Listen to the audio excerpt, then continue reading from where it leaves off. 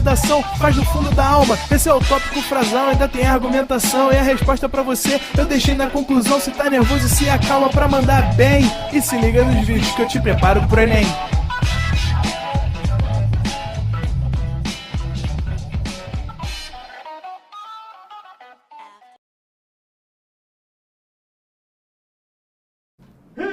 Estamos ao vivo, estamos online. Salve, galera do Pro Enem, pedindo bênçãos, entidades do tempo, para falar com vocês hoje sobre a aula é revoluções inglesas, assim, mas na verdade a aula é bem mais do que isso. A gente vai falar hoje sobre o absolutismo inglês, sobre a formação do Estado inglês e também sobre as revoluções inglesas. Então a aula de hoje é sobre a Inglaterra. Eu vou te falar uma coisa, se tem uma aula famosa de história por cabeças arrancadas, por decapitações, todo mundo fala Revolução Francesa. Na hora. Pô, qual é a aula que as cabeças rolam? Todo mundo, pô, Revolução Francesa. E se eu te disser que hoje, talvez a gente corte mais cabeças do que a Revolução? Não em quantidade, mas pelo menos cabeças famosas vão rolar hoje. E eu começo com um cara que provavelmente você não sabe quem é, chamado Henrique VII, esse cara aqui. Então deixa eu te explicar uma coisa. A Inglaterra ficou 116 anos lutando contra a França na Guerra dos 100 Anos, que eu te contei, Joana d'Arc, tal, beleza. Perdeu. E é a única que ela perde também. Isso foi em 1454, foi quando terminou a Guerra dos 100 Anos. Um ano depois, o pai desse cara aqui, Henrique VI, reivindica o trono de volta, a família York diz que não, e ele declara guerra. E a Inglaterra vai ficar mais 30 anos e uma guerra civil. York e Lancaster vão fazer a chamada Guerra das Duas Rosas. Então, em 1485, o já está virando o Cabo das Tormentas, Vasco da Gama já vai para as Índias daqui a pouquinho, aí finalmente Henrique Lancaster, galã, pede Elizabeth York em casamento, e aí as famílias se juntam nesse casamento, a Rosa Branca e a Rosa Vermelha, e a guerra termina de maneira romântica, inspirando até mesmo as obras de Shakespeare. Então, Henrique e Elizabeth York, ao se casarem, fundam uma nova família. E essa família é muito importante, é a chamada família Tudor. Não está escrito aqui, erro meu, mas anota aí, é o início da dinastia Tudor. É assim mesmo escreve, T-U-D-O-R. Se fosse no carioquês, seria Tudor, mas é Tudor, beleza? Bom, Henrique VII, então, assume um país que está há 1,5 séculos em guerra. Então, tudo que ele quer é paz, pô. E para ter a paz, o que ele vai fazer? Ele vai tentar pacificar as relações com as suas principais inimigas.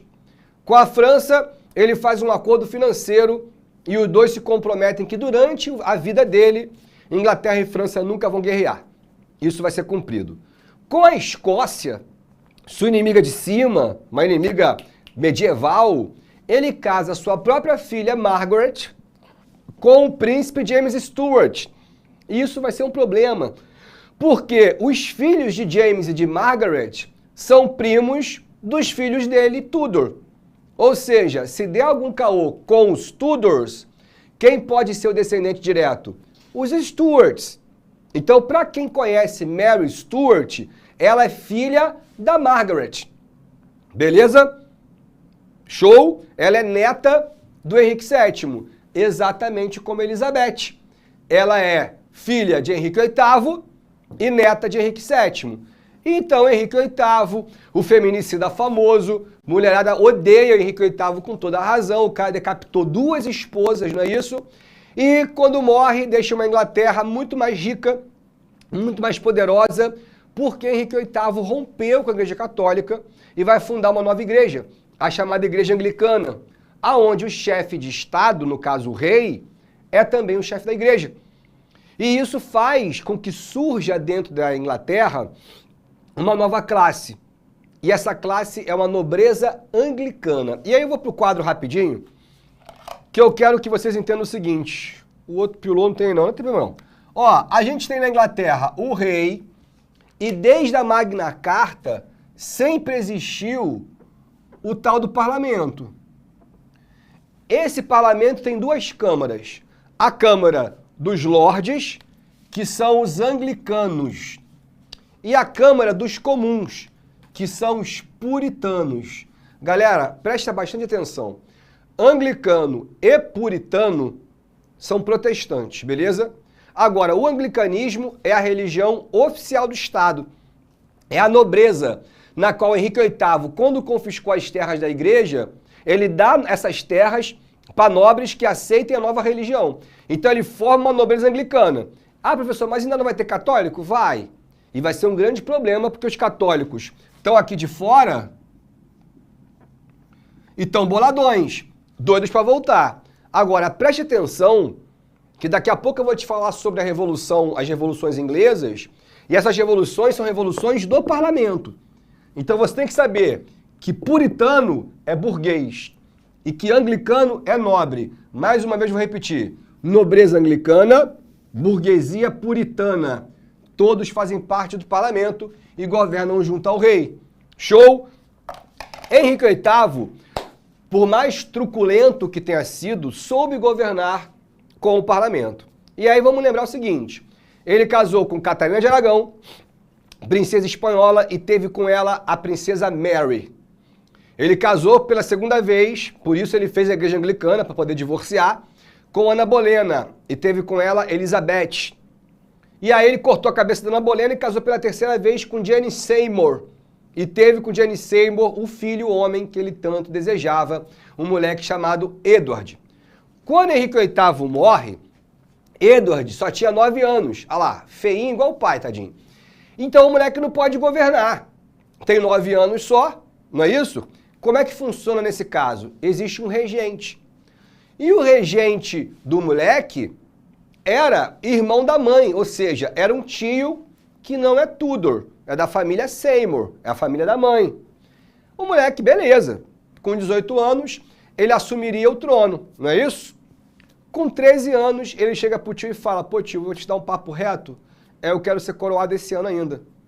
O tio falou, você tá maluco, você tem 13 anos, moleque, você não vai ser coroado, a regra é clara, só pode ser com 18 anos. Ele, não, a regra é o que eu quero, e eu quero ser coroado. Ele falou assim, mas você não vai ser, volta pro teu quarto e jogar videogame. Aí ele falou, já é. O que o moleque fez? Foi até o trono do pai e, bum, sentou no trono. Não podia sentar no trono, o moleque não é rei ainda, certo? E aí todo mundo, caraca, o rei tá no trono, o príncipe tá no trono, o príncipe tá no trono. Daqui a pouco ele chega assim pro soldado, e aí você, rapaz? Majestade, você jurou lealdade a quem? A família Tudor, senhor. Sabe quem eu sou? Henrique Tudor. Se você é leal a mim, sou leal ao senhor. Você, rapaz? Você jurou lealdade a quem? A seu pai, senhor. Servi seu pai por 25 anos. Então você é leal a quem? Ao senhor. Então, se vocês são leais a mim, a minha primeira ordem é, prenda esse homem. Apontou pro tio. E a galera prendeu o tio dele. O tio dele, me solta. Papo de filme. No dia seguinte, sabe o que essa criancinha feia aqui fez? Mandou cortar a cabeça do tio. Mostrando que é filho do papai. Edward, com essa carinha de bom moço aqui, ó, mó psicopatinha, tá? Cortou a cabeça do tio com 13 anos, quer dizer, ele tinha 13 anos, o tio já tinha mais de 40, mais de 50. E aí ele morre 2 anos depois, com apenas 15 anos de tuberculose. E aí, qual era a ordem natural? Na Inglaterra já podia assumir mulher. Então quem teria que assumir é a filha mais velha, a Mary, não é isso? Só que sabe-se lá por quê ele deixou o testamento do trono para a prima Seymour, chamada Lady Jane, coitada. E essa menina foi coroada rainha, só que ela nunca deveria ter aceitado. Porque as duas primas dela é Elizabeth e Mary, duas mulheres boladas. E as duas falaram assim, ó, Mary, eu sei que tu é católica, Elizabeth, eu sei que tu é anglicana, mas vamos unir as forças contra essa prima maluca aí. E aí, cara, eles convocaram toda a galera que era leal aos Tudors, marcharam por Londres e não teve o que fazer. A rainha abriu os portões e a senhora Mary entrou dizendo, Today I am queen, ok? Eu sou a rainha. E sabe o que Mary fez no dia seguinte? Cortou a cabeça da prima Lady Jane, mostrando que é filha do pai também. Lady Jane, tadinha, vai ser conhecida como a rainha dos 9 dias. Então já perceberam que tem um problema. Mary é católica. E aí tu já sabe que ela é a esperança do Papa. Entende o seguinte, Mary nunca casou. Ela é uma rainha que foi coroada com 34 anos, já com uma idade avançada para ser mãe, ainda mais naquela época, porque o Papa nunca deixou ela casar, porque ela podia um dia ser o que ela se tornou, a rainha da Inglaterra, e restabeleceu o catolicismo. Olha que doideira. Show? Então Mary vai atacar os anglicanos? Ela não pode atacar os anglicanos porque os anglicanos são nobres. Agora, que ela vai prender e amarrar 300 protestantes na floresta e vai botar fogo, isso ela fez. A maneira como ela, sentada em cima do seu cavalo, olhava para 300 pessoas urrando de dor, com uma cara de absolutamente nada, como quem olha para o mar, espantou tanto os homens ao redor que daquele dia para toda a eternidade, Mary vai ser apelidada de Blood Mary, a rainha sangrenta. E de madrugada na frente do espelho, se você falar 3 vezes, ela aparece e arranca a tua alma. Ou você vai no pub e pede um Blood Mary e você vai tomar o pior drink da sua vida. Não façam isso com você. É um drink de suco de tomate, é muito, muito ruim. Mas Blood Mary é um puta problema. Porque o parlamento não é mais católico. O parlamento é protestante. E a Mary vai fazer de tudo, vai começar a chamar general católico, nomear almirante católico e vai se casar com o príncipe mais católico do mundo, seu próprio primo da Espanha, Felipe II. Eu já te contei sobre esse cara quando eu falei da União Ibérica em Portugal. É ele mesmo. O cara que vai ser rei da Espanha, que vai ser rei de Portugal, primeiro foi rei da Inglaterra. Rei consorte, né? Não é rei, é marido da rainha, mas é rei. E aí, cara, o Felipe II, ele tinha 10 anos, ele era 10 anos mais jovem do que a Blood Mary, e ele batia com a idade da Elizabeth. E aí, cara, toda vez que ele encontrava a Elizabeth, ele xingava a Elizabeth, sua ruiva, sua herege, sua isso, sua aquilo, e os dois se odiavam. E aí a corte começou a falar que essa perseguição maluca do rei pela princesa não era bem um ódio religioso. Podia ser ali uma paixão encruada, mal resolvida. E aí a Blood Mary, para resolver o problema, mandou prender a irmã na Torre de Londres. Não prendeu no quarto, prendeu na masmorra, tá ligado? E Elizabeth vai ficar um bom tempo lá presa, enquanto Blood Mary e Felipe II tentam conceber o herdeiro católico que o Papa tanto deseja. Blood Mary fica grávida. Parou tudo. Ela deixou a Inglaterra na mão do Felipe II, se afastou de Londres e foi cuidar da gravidez. Por todos os meses, seus seios cresceram, ela parou de menstruar, sua barriga ficou grandona e o Papa super feliz contando os dias para nascer o herdeiro católico. Bateu 9 meses, todo mundo atento, nada de contração. Bateu 10 meses, todo mundo atento, nada de contração. Bateu 11 meses e a galera, majestade, a gente tem que fazer uma interferência, ela não deixava nem encostar. Até que ela cai de febre, abriram a barriga da Blood Mary. Cadê o bebê? Gravidez psicológica, bizarro. A mulher era tão pressionada que ela convenceu o próprio corpo de que ela estava grávida. Tinha leite, cara. E ao invés de um bebê católico, sabe o que existia ali? Um câncer, cara. Já em metástase, espalhado. Ou seja, ela vai morrer. E aí o mundo católico virou de cabeça para baixo. Porque ao invés de gerar um herdeiro, agora ela vai morrer e a próxima rainha quem é? Elizabeth. E Elizabeth é anglicana. O que o Papa falou para Blood Mary? Nomeia a tua prima da Escócia. Chega a Mary Stuart, que eu vou te mostrar as imagens dela daqui a pouquinho. E aí falou, Mary Stuart, tem que ser Mary Stuart, nomeia Mary Stuart, não pode Elizabeth. Sabe o problema da Mary Stuart?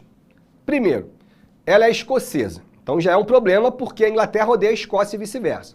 Segundo, ela foi enviada para a França com 6 anos de idade para ser criada ao lado do futuro marido, o François, ou Francis.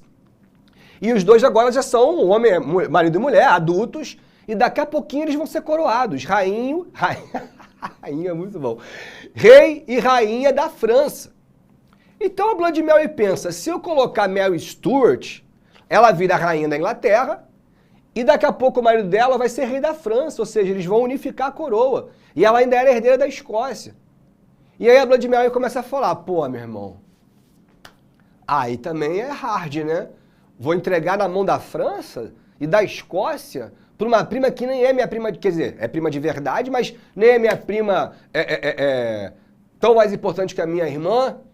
E aí, cara, ela não nomeia. No último dia de vida, ela falou, traz a Elizabeth. Elizabeth escreveu que ela tinha certeza que no momento que ela saiu da torre, ela ia morrer. Que Blood-Mary ia mandar matá-la. E aí Blood-Mary chama ela no quarto, na frente de um monte de gente, para ter testemunho e fala, Elizabeth, eu só te peço uma coisa, não persiga os católicos. Por favor, deixe a igreja, a Santa Igreja em paz. Você me promete, Elizabeth? I promise you. Falou, então, se prepara, minha irmã, que você vai ser queen. E morreu. Caraca, Elizabeth, imagina como é que a Elizabeth saiu do quarto. Deve ter saído, let it go, porque, pô, a mulher ia morrer. E dali ela saiu rainha da Inglaterra, coroada com pouco menos de 30 anos. Elizabeth I é, pra mim, a rainha mais braba da história da Inglaterra. Olha que teve rainhas brabas, mas pra mim, Elizabeth é a minha favorita. Então vamos contar a história dessa menina que teve uma infância e uma adolescência extremamente complicada e vai se transformar em uma rainha extremamente paranoica. Porque, cara, vamos lá. Primeiro, Elizabeth teve a mãe decapitada pelo próprio pai. Não é isso? Ana Bolena foi decapitada. Segundo, ela cresce em uma corte que sempre olhou para ela como filha da amante, como filha da herege. Tipo, o catolicismo foi embora por tua causa. Então ela crescia, passava uma família católica, cuspia no chão, e ela princesa. Então ela foi afastada do palácio. E também, muito graças a isso, ela teve uma educação diferenciada. Elizabeth era nerd, estudiosa pra cacete. E aí já a mocinha decapitou a madrasta, o pai. Ela viu dessa vez, a mãe ela não lembra, ela era muito criança. Mas agora a madrasta, a Catherine Howard, ela viu ser decapitada. Mesmo trato, mesma forma como a mãe. Então ela desde criança já começa a falar, cara, é isso que os maridos fazem, né? Cortam a cabeça das mulheres. E aí, para piorar a situação, ela teve uma experiência particular também traumática. Ela foi apaixonada por um cara chamado Lord Dudley. Dudley é esse cara aqui e foi o namoradinho da Elizabeth a vida toda. E Elizabeth falava para todo mundo, eu vou casar com ele, todo mundo tá maluco, ele é um nobre de baixa grandeza, não interessa, é meu namorado. E aí, quando ela foi presa pela Blood-Mary, quando ela sai da cadeia, ela vai procurar o Dudley. Tava casado, com um filho já. A Elizabeth fica puta pra cacete, fala assim, cara, quer saber? Vou casar com mais ninguém. E começa a se criar a fama de rainha virgem. Elizabeth, ela ficou anos e anos recebendo pretendentes e ela ficava enrolando os caras, porque ela não queria casar. E a situação vai ficar muito pior quando Elizabeth, com mais ou menos uns 32 anos, um pouco mais eu acho, ela vai ter varíola, cara. E aí a varíola quase matou a Elizabeth. Elizabeth chegou a conversar com Deus e quando ela chegou a ficar em coma e quando ela se recupera, cara, o rosto dela estava completamente acabado, assim. Elizabeth estava com buracos imensos. Então, toda vez que ela aparecia em público, ela aparecia com uma maquiagem branca, assim, uma pasta mesmo. Mas também, meu irmão, com pérola, diamante, rubi, porra, parecia um pavão, porra, que saiu da joalheria, tá ligado? Pra ninguém reparar nos problemas da fisionomia. Ela perdeu a beleza. E aí, depois daquilo, aí que ela não quis mais casar mesmo e falou, ó, fuck you todo mundo, porque uma coisa a Elizabeth sabia fazer e ela queria mostrar pro mundo. Ela sabia governar. E eu vou te falar, governava como poucos. O problema é, olha como é que ela assume o trono. Ela assume o trono, 2 ou 3 anos depois, a Mary Stuart assume a Escócia. Por quê? O rei morreu da França. O marido dela, eles casaram, foram coroados, 1 ano, Francis morreu. E aí, cara, ela virou nada. Então a sogra, Catarina de Médici, rainha da França, fala, pô, Mary, vai pra Escócia, assume teu trono lá, porque aqui na França você não é mais nada. E a gente vai articular para você assumir o trono da Elizabeth. Já que a Elizabeth não vai mais casar, ela não vai mais ter herdeiro. Se ela morrer, você é a parente mais próxima. Então vamos articular para você conseguir o trono da Inglaterra. Catarina de Médici vai governar como rainha regente porque o filho tinha 8 anos de idade e vai governar por 10 anos.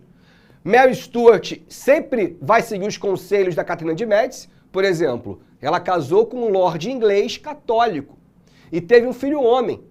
Então, assim, para a monarquia, a Mary Stuart é muito mais importante do que a Elizabeth, tá ligado? E para piorar, Logo depois, quem assume o trono da Espanha? O ex-cunhado da Elizabeth, Felipe II. Então Elizabeth está cercada pelos inimigos. Ainda está faltando um cara importantíssimo, que é o Papa. Todo mundo quer matar Elizabeth. E eu vou te falar, ela só não morreu envenenada, uma bala perdida acabou encontrando ela na cama, graças a esse maluco aqui, chamado Walsingham. Esse cara é considerado o pai da espionagem moderna. É ele que vai colocar infiltrados na corte de todos esses reis e vai estar sempre um passo à frente da galera. E esse é o único cara que Elizabeth realmente confiava. Porque de resto, meu irmão, ela sabia que era só tranqueira. Essa aqui é Mary Stuart, belíssima, carismática, dançava, aconselhada por Catarina de Médici, rainha da França, todo mundo quer a morte de Elizabeth. Mas Elizabeth, sabe o que ela quer? Ela quer trabalhar. E ela vai fazer isso. Ela entendeu o seguinte, que a Inglaterra ganhava muito dinheiro com a indústria de tecido. Então ela precisava aumentar ainda mais essa indústria de tecido. O que ela vai fazer? Começa a multiplicar os enclosures. O que são os enclosures? Os cercamentos dos campos. Estão ligados? É isso aqui, ó. Você cerca o campo e enche isso de ovelha. Então você aumenta cada vez mais a produção de lã. E a Elizabeth, malandra, ela proíbe a venda da lã inglesa para fora. O que significa isso? Ela quer que cada pedaço de lã saia em forma de tecido. Estão entendendo? Então ela é uma medida mercantilista e protecionista para aumentar ainda mais o PIB. Se vender lã para fora, você está vendendo matéria-prima. Agora, se você vende tecido, você está vendendo o quê? A manufatura. E se ganha muito mais dinheiro. Por favor, Ana.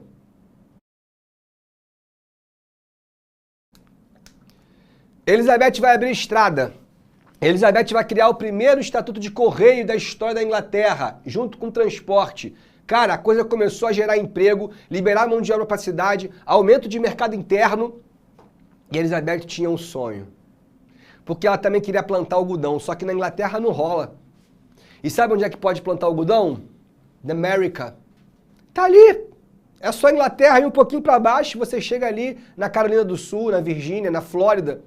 Então, como é que ela pode explorar a América sem brigar com a Espanha? Porque a América é da Espanha. E o rei da Espanha é o Felipe II, o cunhado que só chama ela de o rei de saia. Chegava a dizer que ela era hermafrodita. Surreal o ódio do cara. Então, tudo que ele quer é um motivo para acabar com a Elizabeth. Então, Elizabeth vai chamar Francis Drake. Conhecem? Esse senhor aqui era o pirata mais temido do mundo e era inglês. E ela chama Drake para conversar. Drake, bandidão, falou, cara, o que a rainha quer comigo? Ela falou, Drake, eu quero que você me traga todas as informações da América e eu te pago em ouro. Condição, você não rouba mais nenhum navio inglês e, se te pegarem, você é só um pirata. Você não trabalha para mim. Mas se você conseguir chegar, eu te pago em ouro tudo que você puder me trazer da América. Eu quero saber onde eu começo a plantar. Ou seja, Drake vira um pirata contratado pela rainha. O nome disso é corsário. Então, segundo a questão você vê, atividade corsária são piratas oficiais. E é esse maluco que vai trazer um monte de coisa da América, cara. Trouxe fazão, trouxe um monte de planta, um monte de madeira, trouxe indígena, trouxe a batata, cara. A batata resolveu o problema da fome na Inglaterra. A Inglaterra, pode reparar, ela não comemora o carnaval, mas tem a Potato Week, a semana da batata. Uma semana comendo batata, porque eles são gratos à batata. E é verdade. Aí você vai no shopping e você compra uma batata inglesa. Não tem, porra, não é, a batata é da América. Quem leva é o Drake. E Drake e Elizabeth ficaram muito amigos. Ficavam horas jantando, regando a vinho e vela, conversando sobre as aventuras de Drake e tal. Virou uma amizade ali. Tem mais que isso? Não sei. O fato é que Elizabeth não casou com ninguém. Um dia Drake, voltando, roubou um galeão espanhol cheio de ouro e 2 cruzadores espanhóis, apareceram, perseguição, não teve o que fazer. Ele entrou na Inglaterra. Os navios espanhóis não podem entrar. E aí, cara, ele chega, tem que falar com a Elizabeth, leva ele pra Elizabeth, aconteceu. Pô, roubei um galeão espanhol, tive que entrar na Inglaterra, os caras me viram. A Elizabeth, eles te viram? Me viram, rainha, então você tá preso. Mas tira ele daqui. Prendeu o Drake. E aí chega o embaixador espanhol, My Queen, embaixador, olha, meu rei Felipe II da Espanha soube que você prendeu Drake, ela está correto. Sabe que Drake já roubou diversos galeões espanhóis, é um ladrão conhecido, falou, olha, o ouro de vocês está separado já, o navio também, vocês podem levar tudo a hora que vocês quiserem. Então, mas o rei quer mais do que isso. O que mais você quer? Ele quer o próprio Drake. Drake já roubou diversas vezes, como eu falei, ele tem que ser julgado na Espanha. A Elizabeth falou, aí não. Sabe por quê? Porque ele é um cidadão inglês, foi preso em território inglês, então vai responder ao tribunal inglês. Avisa meu cunhado que eu não vou entregar Drake para ele. Ele falou assim, então, arque com as consequências. Ou seja, Felipe II teve o que ele queria e ele declara guerra à Inglaterra. Cara, Elizabeth vai ao parlamento e pergunta, como eu poderei vencer o filho mais devoto de Deus? Porque Felipe II vai para a Inglaterra com a invencível armada. Meu irmão, eram tantos navios que Elizabeth disse que não conseguia contar. O parlamento falou, My Queen, primeira coisa, solta o Drake e bota ele no comando, porque o Drake é o cara que melhor conhece esses mares para conseguir derrotar a invencível armada. E segundo, a gente tem um presente. Aí ela, um gift? Ela E aí deram para ela uma armadura feminina. Lembra que já tinha uma armadura feita na França para Joana d'Arc? Só que Joana é uma camponesa. Elizabeth é uma rainha. Então a armadura da mulher era toda folheada a ouro, meu irmão. Parecia a porra de um Rolex em cima do cavalo. E Elizabeth teve uma vitória milagrosa. Por que milagrosa?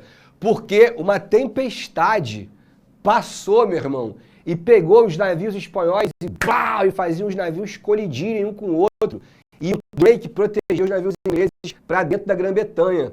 Conclusão, a Inglaterra vence a invencível armada e Elizabeth volta triunfante, vitoriosa e faz aquilo que é mais que é o mais prazeroso para o soberano, que é o discurso da vitória. E aí, cara, fazendo um discurso, milhares de ingleses com a bandeirinha da Inglaterra, My Queen, I love you, my Queen. E a Elizabeth chega assim e dá a cartada final. Faz um discurso enorme no final, diz, eles, aí aponta para o parlamento, grandes e honrados membros do parlamento, me ajudam a governar. Mas eles me pedem todos os dias para que eu me case. Eles não entendem. Já sou casada. Me casei com a Inglaterra. Aí todo mundo... Virgin Queen, Virgin Queen, Virgin Queen. E aí acabou, meu irmão. Aí vai ser rainha virgem pra sempre. E aí ninguém mais vai falar o quê? Ah, eu acho que a senhora tinha que casar. Já venceu quantas guerras? Ah, então shut up, man. Entendeu? Acabou. É a única da história que não quis se casar e não se casou. E vai governar por quase 50 anos. Aí tu vê, cara. Muito é o que acontece. Mary Stuart tomou um golpe de Estado. Quando fugiu, o Wixham capturou ela. Ela e o filhinho. Elizabeth mandou a mulher para uma casa de campo. Inventou a prisão domiciliar. Mas deixou o filho dela no Palácio de Londres, em Buckingham. Ou seja, Elizabeth rouba o filho da prima, tá ligado? E meio que cria o James para ser o herdeiro dela. Ela vai, invade a Escócia, restaura o trono do James, o filho da Mary Stuart vira rei da Escócia e Mary Stuart lá, envelhecendo na casa de campo. E Elizabeth tocando a vida dela. Cara, as duas, já tipo com 50 e poucos anos, Mary Stuart começou a receber cartas de uns católicos malucos dizendo que ia matar Elizabeth, ia matar Elizabeth, ia matar Elizabeth, e que depois que matasse Elizabeth, eles iriam buscar Mary Stuart no local tal. Só que todas essas cartas, o Wixham já sabia. E aí, quando teve a última, Elizabeth falou, bom, você vai matar todo mundo, mas no dia seguinte você manda uns cavaleiros para esse local e se minha prima estiver lá, traz para mim, porque não é possível que essa mulher quer meu trono depois de tantos anos.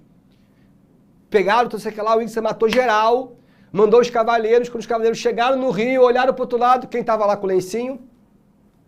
Mary Stuart, conspirando contra Elizabeth, depois de velha, coisa feia. E aí Elizabeth estava como? Virada no capiroto, meu irmão, puta pra cacete. Chamou James Stuart, o filho. Falou, James, você veio aqui suplicar pela sua mãe, por favor, perdoa minha mãe, ela não sabe o que faz, não sei o que lá, babá. Falou assim, tudo bem. Eu estou disposta a perdoar sua mãe. Ah, thank you, my queen. Não. eu perdoo a tua mãe, James, mas vocês dois assinam um documento hoje abrindo mão sobre qualquer pretensão ao meu trono. Qualquer uma. Aí o cara, pô, Elizabeth, aí não, né? Porque, pô, eu achei que eu fosse seu herdeiro. Não, você pode ser meu herdeiro. Hoje eu te nomei meu herdeiro, mas você vai entender que eu vou ter que matar tua mãe. Your choice, baby.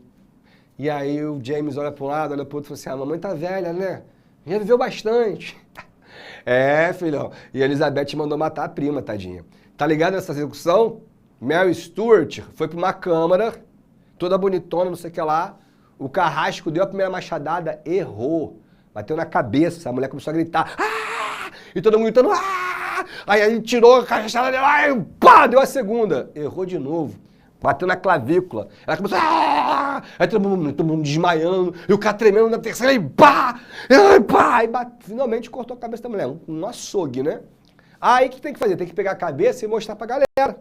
Todo mundo aplaudir. Todo mundo. Aí quando ele pega a cabeça caiu. Ele ficou com a peruca da mão dela. Não é zoeira, mano. Que doideira, cara. Essa execução ficou famosa e vai inspirar uma outra execução que eu vou te contar daqui a pouquinho. Bom, Elizabeth morre em 1603 e ali quem assume aqui todos os Tudors, né? É James. Esse cara aqui é o rei da Escócia que vai assumir. O James assume cheio de problema. Ele é um rei estrangeiro, ele não está acostumado a governar com o parlamento, ele acredita no direito divino dos reis, ele não é anglicano, tem que se converter ao anglicanismo e chega com um filho já com seus 16 anos, chamado Charles. Assim, sobre o James, cara, a gente não tem muito o que falar, vai ser importante na colonização dos Estados Unidos, ele dá continuidade ao que a Elizabeth começou. Por favor, Renan. O mais importante mesmo pra gente é o filho dele, chamado Charles. Por quê? O Charles, ele é um cara arrogante, e ele é um cara que ele olha para a Europa toda, e ele vê a Áustria, Prússia, a Rússia, Dinamarca, Portugal, Espanha, França, todo mundo absolutista. Na Inglaterra, não. Tem um parlamento. E ele não gosta. Ele acha que ele é um filho de Deus, então ele não tem que ficar governando com o parlamento. Só que quando ele assume, a Escócia, a terra natal dele, manda ele, falou, ó, você é rei da Inglaterra, então tu não é rei da Escócia. E rompe com ele, e nomeia um novo rei. Ele ficou puto e declarou guerra à Escócia. E a Inglaterra, o parlamento não foi consultado. O parlamento falou assim, pô, por que a gente está em guerra contra a Escócia? A gente não tem nada a ver com a Escócia. Não, mas a gente está em guerra contra a Escócia, e ele começa a gastar muito dinheiro. E para recuperar esse dinheiro, o que o Charles faz? Começa a criar imposto, sem autorização do parlamento. É o parlamento que cria imposto, não pode ser diferente. E ele criou imposto, até no final ele foi derrotado. O cara está quebrado, falido, enfraquecido e pior, com o parlamento inteiro puto com ele. E aí ele vai pedir dinheiro emprestado ao parlamento.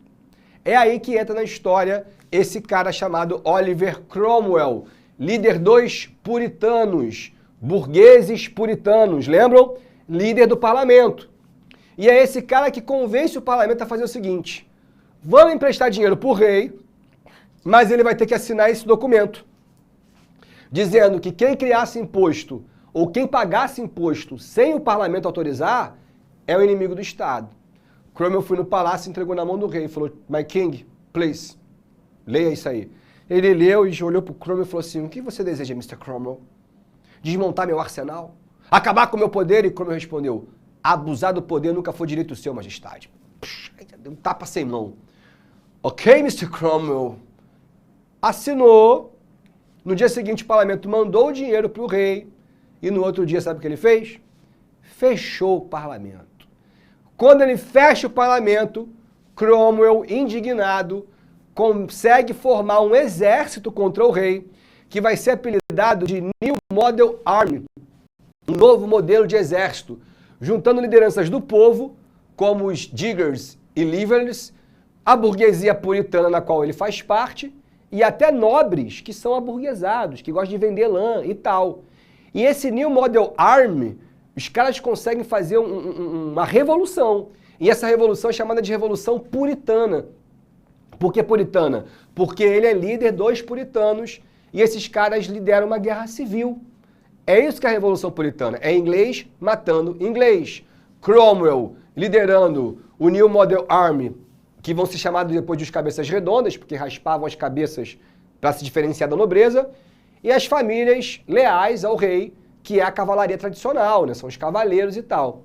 Cromwell vai copiar uma tática antiga que eu te contei no começo do ano, de Alexandre o Grande, usando enormes lanças para matar os cavaleiros do rei. Depois de 8 anos de uma guerra civil sanguinária, tipo 11% da população morreu, bizarro, da população masculina. Cromwell vence. Charles, antes de se entregar, chama os 2 filhos, um de 10 e outro de 8 anos, chamado Charles e James, e fala, olha, meus filhos, papai perdeu a guerra, mas papai vai se entregar e vocês vão para a França, porque a Inglaterra está perigosa demais para vocês. Se despediram, chororô, e os moleques vão para a França ser criados na corte, sabe de quem? De Luís XIV, o Rei Sol. Mas dane-se, Charles foi preso, perguntaram a Cromwell, Cromwell, o que faremos com Charles? E Cromwell ficou bolado. Ele falou, como o que faremos? O julgaremos. Mas ele é um rei, ele é um homem, um tolo que roubou seu ouro e deve ser tratado como tal. A Europa ficou indignada. Como pode os ingleses colocarem um rei no trono, um rei no banco dos réus ser julgado? E o que a galera não sabia é que ele não somente ia ser julgado, como ele ia ser condenado à morte, mano. Cara, ali a galera ficou bolada. Ameaçaram a Inglaterra de guerra. O Cromwell falou, pode vir. Alguém já conseguiu invadir a Inglaterra? Então pronto. E aí, cara, ninguém acreditava. No dia que Charles saiu do parlamento e foi numa passarela de madeira em direção ao carrasco, as pessoas se esticavam para encostar no pé do rei. Muita gente acreditava que ele realmente era um deus na terra. Então não foi igual a Revolução Francesa, tiro pro alto, veio, mata ele, pô. Não, não foi isso. Foi todo mundo assim, caraca, a gente vai matar um rei. E aí, meu irmão, o Charles foi lá, olhou pro carrasco e falou, ó, ao meu sinal, hein.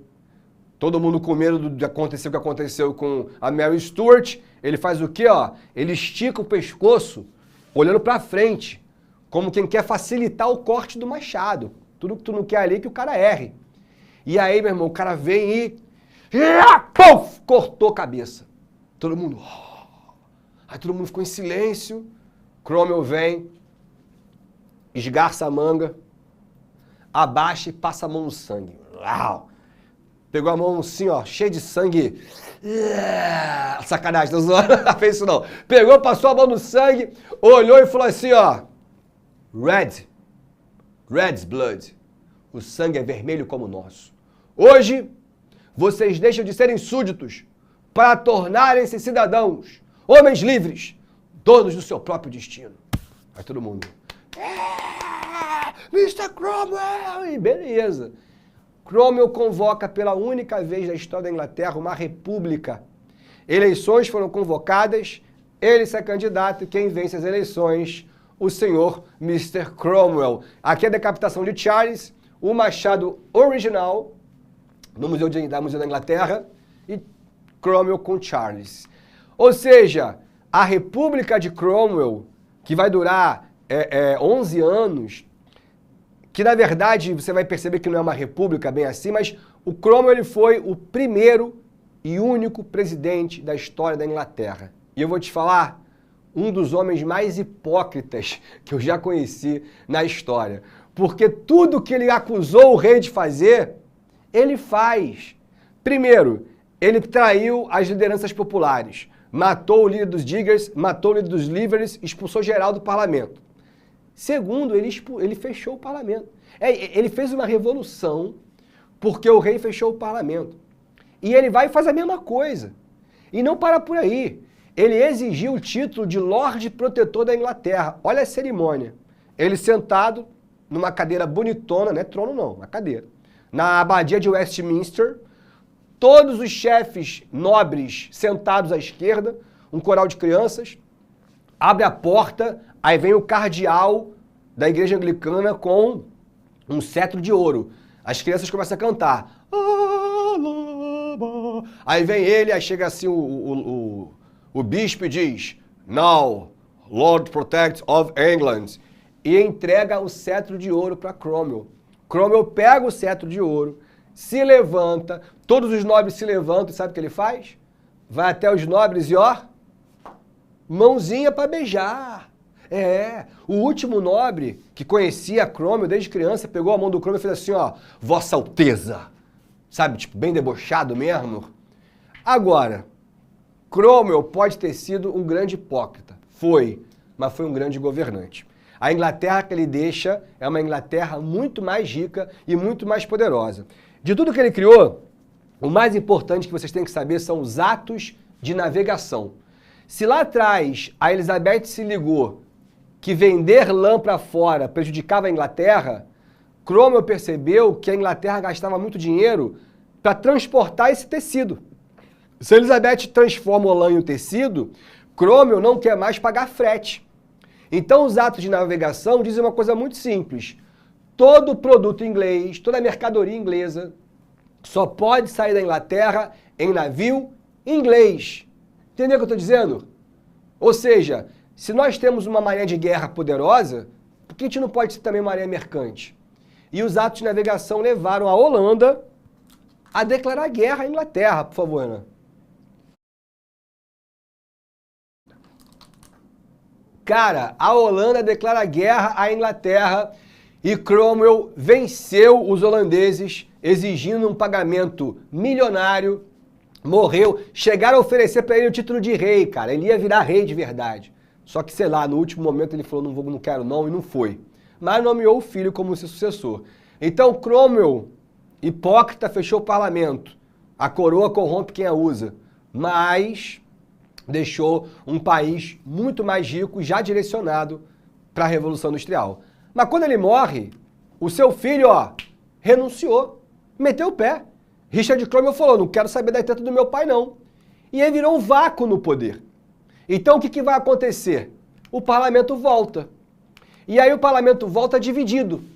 Mais uma vez, burguesia e nobreza. A nobreza queria voltar com a monarquia. Sabe quem é esse narigudo aqui? O Charles II, filho do Charles que foi decapitado, que estava na França. A burguesia falou, porra, esse cara é católico. Aí ele falou, não sou católico, eu sou anglicano. Meu irmão mais novo é católico, se converteu na França, mas eu não. Pô, esse cara é absolutista, não sou, eu vou respeitar o parlamento. Porra, esse cara, eu juro que eu vou respeitar a Magna Carta. E aí a nobreza aceitou. Charles volta e é coroado como Charles II. Olha que rei bonito, né? E aí é o seguinte, cara, ele prometeu, ele cumpriu as coisas assim, ele não tretou com o parlamento, ele como é que se fala?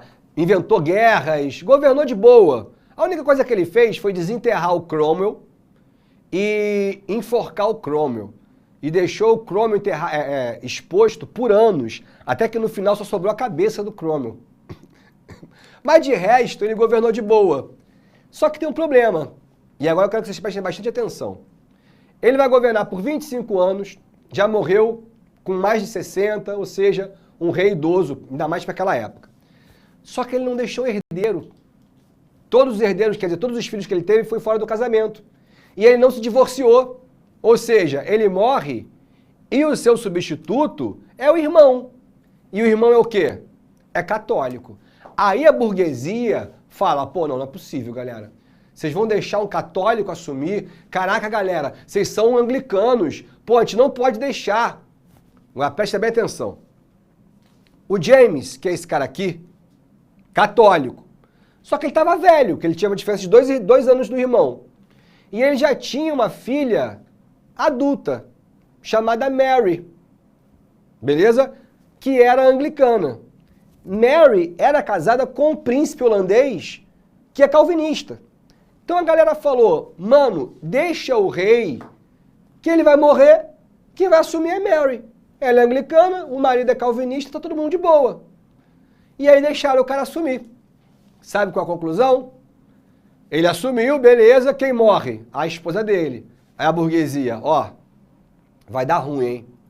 Aí ele se casa de novo, com uma mulher 25 anos mais jovem, católica. Aí a burguesia lá, vai dar ruim. Aí a rainha engravida. A burguesia lá, vai dar ruim. Aí nasce o menino. Ou seja, ó, de novo, James e a rainha Nereide já tinham Mary, que era a herdeira natural. Mas ele já velho casou com uma católica, Maria Módena, e teve um menino. Se é menino, tem... passa na frente na preferência de sucessão do que a mulher. Se ligaram? Ou seja, nasce um herdeiro católico. E é aí que acontece a Revolução Gloriosa. Galera, a Revolução Gloriosa tem esse nome porque não houve derramamento de sangue. Foi um golpe de Estado. O parlamento convenceu Mary e Guilherme de Orange a marcharem sobre a Inglaterra e deporem o pai com a ajuda do parlamento. Quando James percebeu, a filha e o genro já estavam chegando em Londres. E aí ele entendeu que o parlamento deixou isso acontecer.